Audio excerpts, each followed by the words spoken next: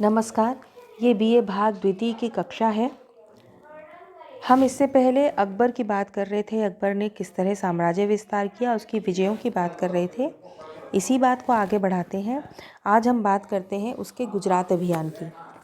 1572 में उसने गुजरात के लिए अभियान भेजा। गुजरात अभियान के पीछे कई कारण थे। प्रथम तो गुजरात बहुत ही समृद्धशाली प्रांत था। गुजरात अच्छा व्यापारिक केंद्र था। यहाँ से तुर्की, सीरिया, फ्रांस, ट्रांस ऑक्सियाना और यूरोप के अन्य देशों से व्यापार होता था। मक्का जाने वाले हज यात्रियों के रास्ते में ये पड़ता था, इसलिए सुरक्षा की दृष्टि से महत्वपूर्ण था। अकबर के विद्रोही संबंधी मिर्जाओं ने यहाँ शरण ले रखी थी और गुजरात की अव्यवस्था से लाभ उठाकर शक्तिशाली बन गए थे। गुजरात का शासक मुजफ्फर खां तृतीय बहुत अयोग्य था।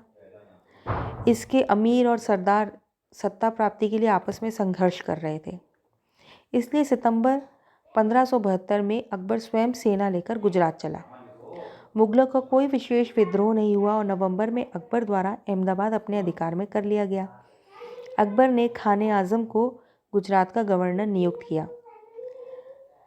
बाद में अकबर कैम्बे गया और यहाँ पुर्तगाल के व्यापारियों से भेंट हुई। आते समय उसने सूरत को जीत लिया और आगरा लौट आया।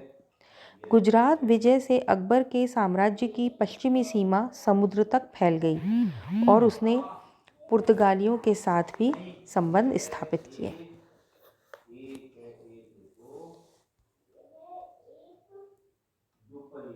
बिहार और बंगाल की विजय। सुलेमान किरानी ने सूरवंश के पतन के बाद स्वयं को बिहार का स्वतंत्र शासक घोषित कर दिया था। उसने बंगाल को भी जीतकर आसाम की सीमा तक अपने राज्य का विस्तार किया। 1568 में उसने अकबर की अधीनता स्वीकार कर ली, परंतु उसकी मृत्यु के बाद उसके पुत्र दाऊद खान ने अपनी स्वतंत्रता की घोषणा की और मुगल क्षेत्र जमानिया पर भी आक्रमण किया।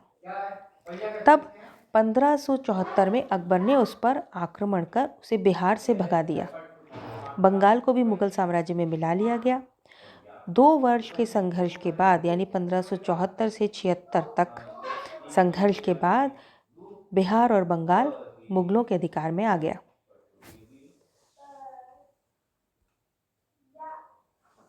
मेवाड़ विजय की बात करते हैं।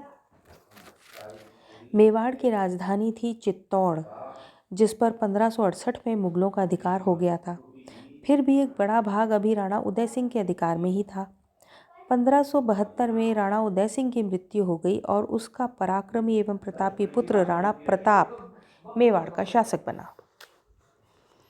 अकबर ने मानसिंह, भगवंत दास और टोडरमल को राणा प्रताप को समझाने के लिए भेजा ताकि शांतिपूर्ण रूप से वे अकबर की अधीनता स्वीकार कर ले, परंतु उसने स्पष्ट इनकार कर दिया।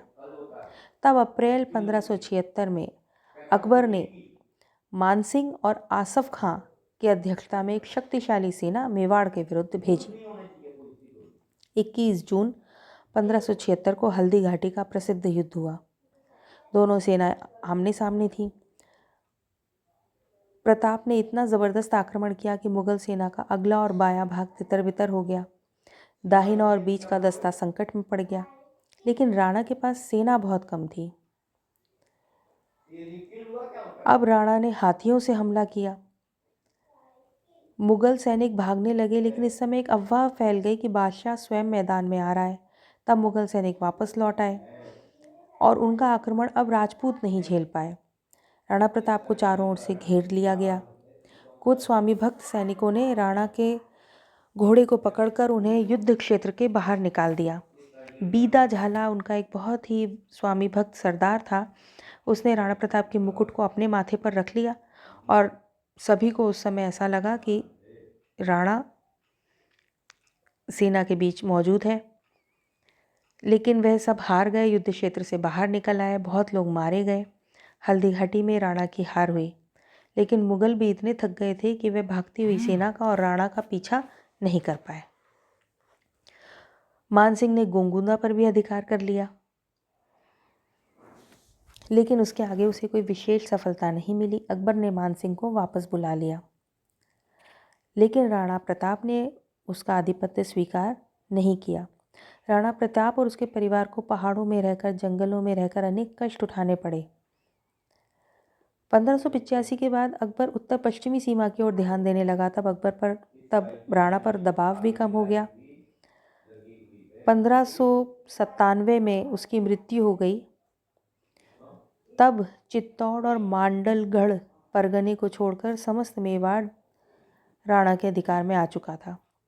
प्रताप की मृत्यु के बाद उसका उत्तराधिकारी बना उसका पुत्र अमर सिंह।